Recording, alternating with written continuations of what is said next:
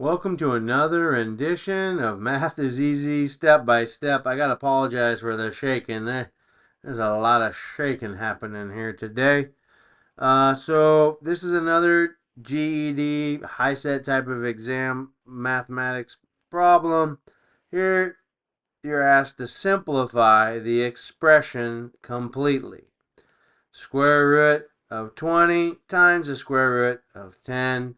These are also called radicals. So square root are also called a radical. So option A, when you simplify and you multiply, this means multiplication, the symbol here. Which answer do you get? A, B, C, or D? A, the square root of 20 times 20. B, 10 times the radical 2. C, 5 times the square root of 10. Or D, 10 times the square root of 5. So these are the options A, B, C, D, and I will get into showing you how to answer this particular type of question in both the part 2 and part 3 of this video. Part 2 is one way, part 3 is a different way to answer the question. Part 3 video may be a little more complex than part 2.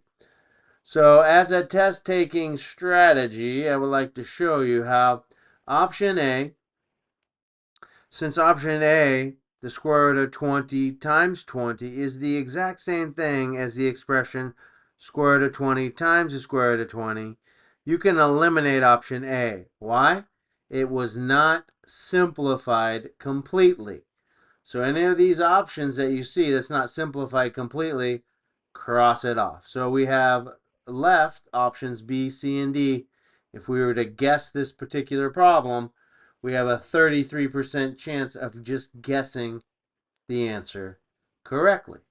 So that's a test-taking strategy I wanted you to see. And there are two ways, again, to simplify the expression. I'm going to show you both. The first way being most likely the easier way for a majority of people, if not the easiest, right?